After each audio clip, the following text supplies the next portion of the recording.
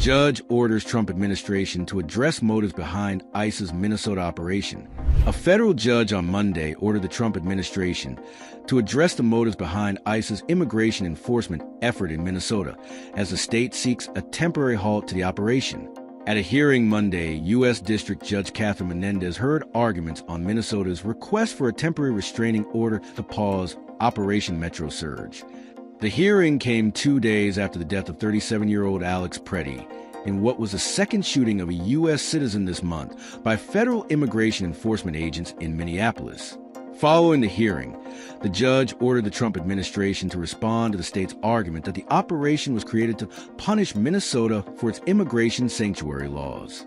In the order, Judge Menendez asked the federal government to address the state's claim that the operation was put in place to punish the state for adopting sanctuary laws and policies, to coerce officials into changing state and local laws, to compel the state to use its resources to share information with federal immigration enforcement, and to force local authorities to use more resources to hold immigration enforcement targets in detention for longer than otherwise allowed. The judge ordered the government to file the supplemental brief by Wednesday at 6 p.m. Eastern Time.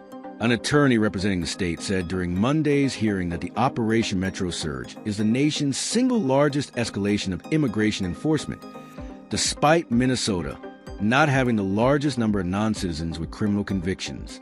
Yet the federal government has sent an unprecedented force of thousands of masked agents armed with assault rifles to spread through our region in roving patrols that are racially profiling and inflicting violence on people, argued State Attorney Lindsay Middlecamp.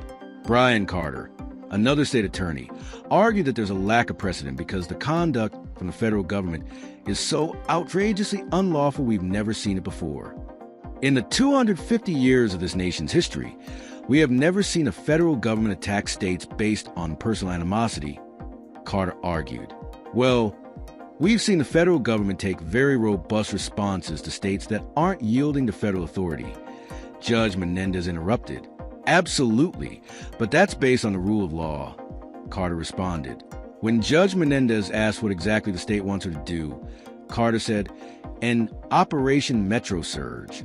The whole Operation Metro Surge is an illegal means to an illegal end, so just end the whole thing is appropriate remedy there, Carter said. You understand the federal government has a lot of power in this area, so I'm trying to figure out what principle you're asking me to apply that will sort out legal federal law enforcement from this 10th Amendment argument, Judge Menendez said. An attorney representing the federal government called the state's request to end Operation Metro Surge staggering. The effect of their requested relief would be essentially removing the officers whom the president has concluded should be there to enforce federal immigration law, said attorney Brantley Mayers. It's pretty staggering. Mayers argued that the requested relief should be subject to a heightened standard. They're challenging one law enforcement initiative, replied Judge Menendez.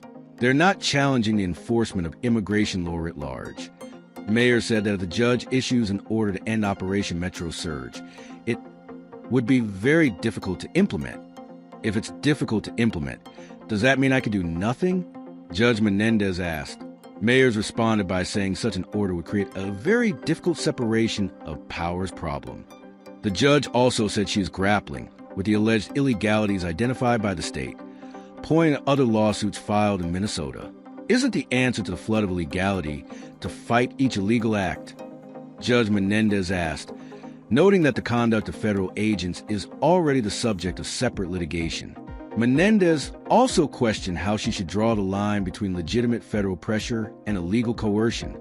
How do I decide when a law enforcement response crosses a line from a legitimate response to one that violates the 10th Amendment? She asked. Carter argued there are 4,000 masked, armed federal agents engaged in systemic, pervasive, and illegal violent behavior that is so far out on the other side of the line. We've got retaliation. We've got racial profiling. We've got warrantless entries into homes, Carter said. Middlecamp said that U.S. Attorney General Pam Bondi's letter to Tim Walz Saturday, in which she sought information about the state's voter rolls and records on Medicaid and food and nutrition service programs as a condition for ICE agents to pull back on enforcement, can only be described as a ransom note. President Trump himself took to social media last night to reaffirm those very purposes. Their message is clear, Middlecamp said. Minnesota can either change its laws and policies or suffer an invasion of massed armed forces. This is precisely the type of coercion and commandeering that violates the 10th Amendment. Middlecamp argued there has been excessive force and unsupported detentions and arrests of legal observers, and said that DHS agents have been collecting photos and license plates of observers so they can confront them. Even though they are not charged with a crime or reasonably suspected of a crime, there has been indiscriminate use of chemical irritants, she said. The attorney argued that Operation Metro Surge is having clear impacts on the sovereign interest to create and protect public safety, public health, and public education. Sarah Lathrop, an attorney for the city of Minneapolis, said the weekend shooting demonstrated in a terrifying way that the current situation is absolutely untenable. The relief we need needs to be ordered now to take down the temperature, Lathrop said. In response, Judge Menendez said that not all crises have a fix from a district court injunction. Carter, the state attorney, wrapped up arguments by saying the state came to court to protect its sovereignty. The state of Minnesota comes here today to protect its sovereignty, to stop the harm to its sovereign rights under the Constitution that sets states up as independent sovereigns, Carter said. If we can't come to the court and vindicate those rights, where else does a state go? The government is barreling toward a partial shutdown over DHS funding. Here's what to expect. The U.S. government is on the brink of a partial shutdown beginning at 12:01 a.m. Eastern Time Saturday, in large part because of the second recent killing of a U.S. citizen by federal agents in Minneapolis. It would be different than last year's shutdown. The killing of Alex Preddy, a 37-year-old intensive care nurse, has galvanized fierce Senate Democratic opposition to a House-passed measure providing funding for the Department of Homeland Security and a slew of other agencies. The more than $1.2 trillion package cleared the House of Representatives last week and accounts for the bulk of government spending for the fiscal year ending September 30th. Democratic support will be required to pass the bill, which needs 60 votes to avert the filibuster in the Senate that Republicans control 53-47. Democrats are demanding the DHS portion be stripped in exchange for their votes, something Republicans have signaled they will not do. Senate Minority Leader Chuck Schumer suggested on Tuesday that the Trump administration's recent retreat from its immigration actions in Minnesota would not be enough to drop the shutdown threat, raising the shutdown odds even higher. The fix should come from Congress. The public can't trust the administration to do the right thing on its own, Schumer said in remarks on the Senate floor. In the meantime, I will vote no on any legislation that funds IC until it's reined in and overhauled, and Senate Democrats are overwhelmingly united on this issue. Schumer said, if Senate Majority Leader John Thune insists on holding a vote on DHS legislation that he knows will not pass, then he will guarantee yet another unnecessary government shutdown this Friday.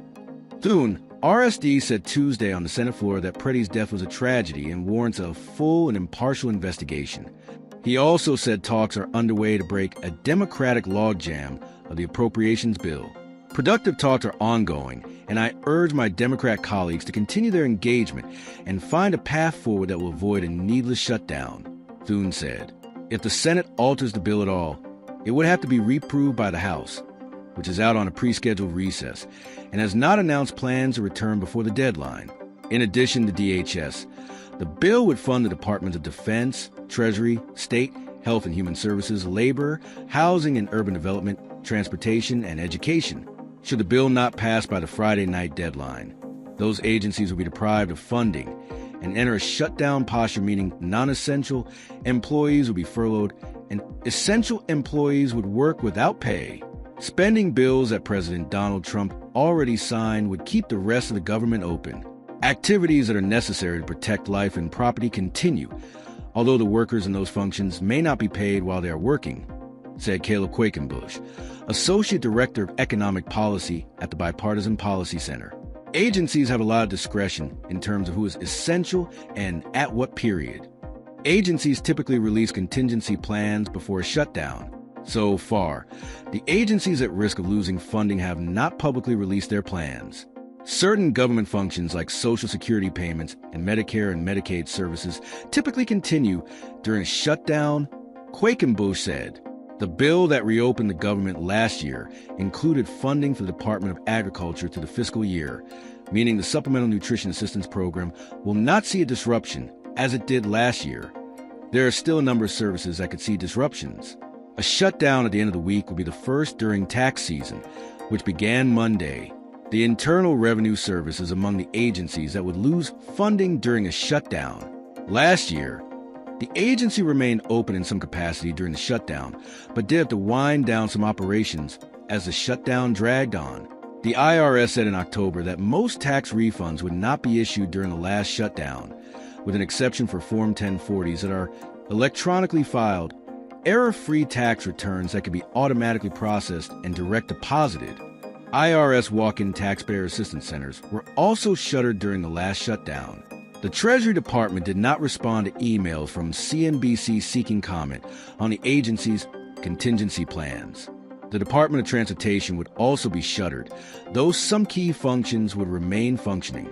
Air traffic controllers would be required to work without pay. The Department of Health and Human Services would also be affected. Some Head Start programs were forced to close during the last shutdown, depriving families of critical child care. DHS, however, would be able to largely operate without interruption due to funding provided to the agency through the Republicans' One Big Beautiful Bill law enacted last year. That bill provided DHS with roughly $178 billion, which could be tapped to continue immigration operations during a shutdown. It's unclear whether the other agencies affected have identified similar pots of money that could be used to keep operations going.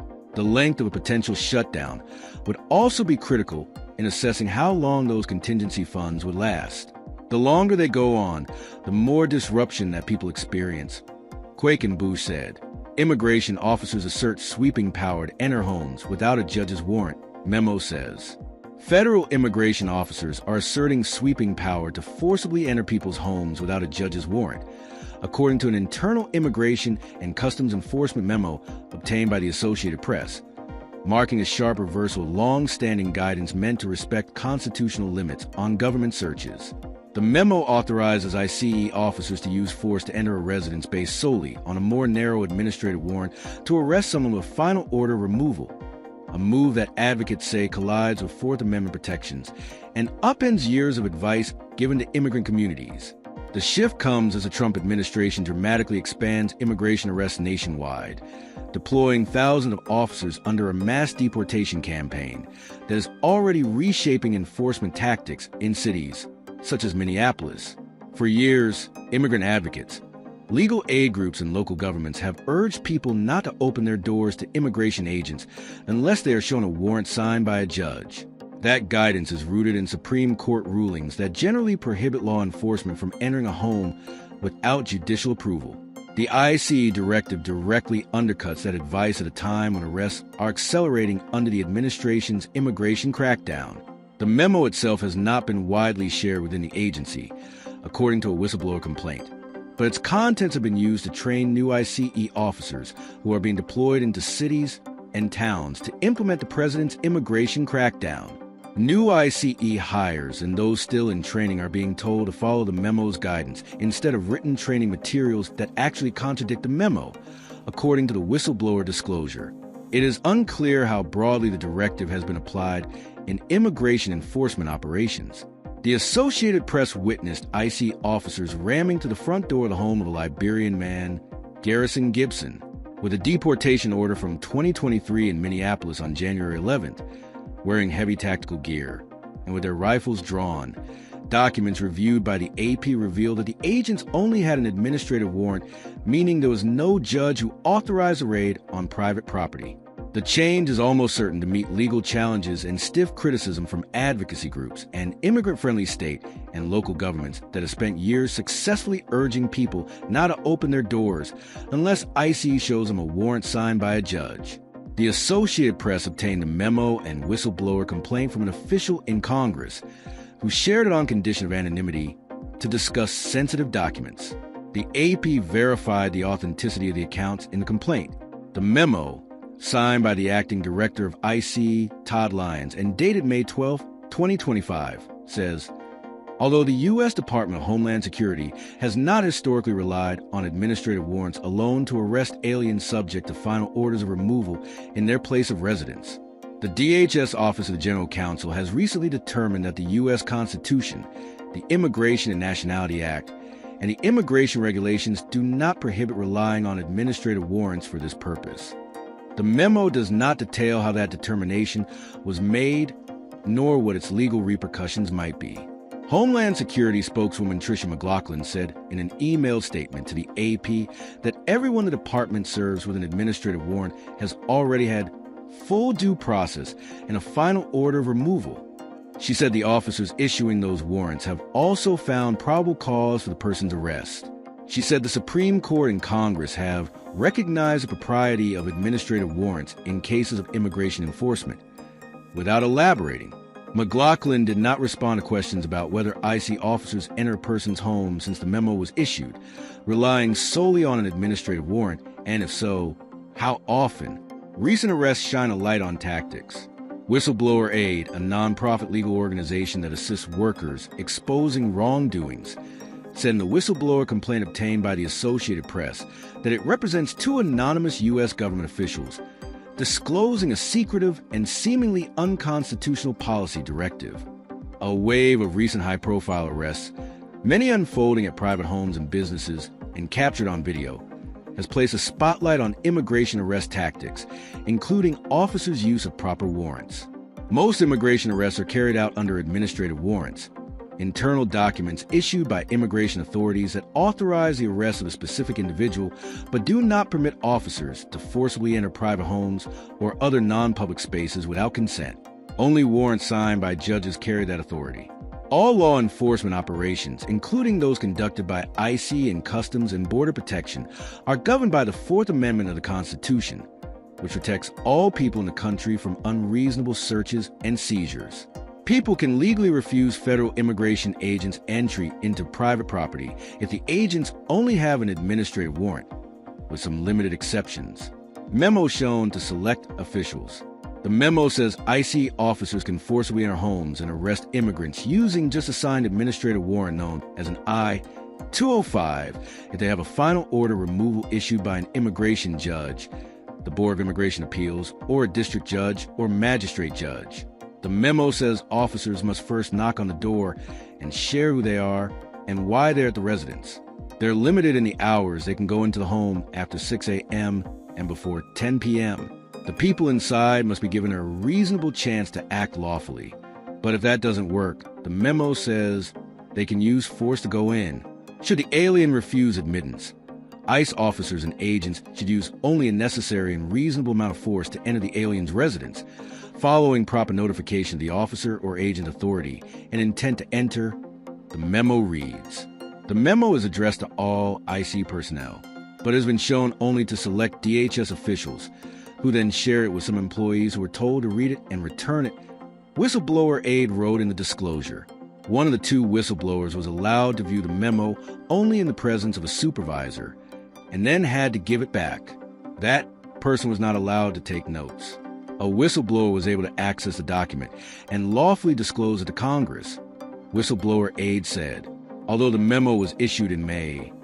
David Kligerman, Senior Vice President and Special Counsel at Whistleblower Aid, said it took time for its clients to find a safe and legal path to disclose it to lawmakers and the American people.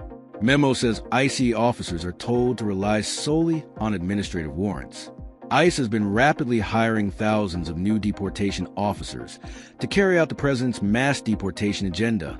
They're trained at the Federal Law Enforcement Training Center in Brunswick, Georgia. During a visit there by the Associated Press in August, ICE officials said repeatedly that new officers were being trained to follow the Fourth Amendment. But according to the whistleblower's account, newly hired ICE officers are being told they can rely solely on administrative warrants to enter homes to make arrests, even though that conflicts with written Homeland Security training materials. Lindsay Nash, a law professor at Yeshiva University's Cardozo School of Law in New York, said the memo flies in the face of what the Fourth Amendment protects against and what ICE itself has historically said are its authorities. She said there's an enormous potential for overreach, for mistakes, and we've seen that those can happen with very, very serious consequences.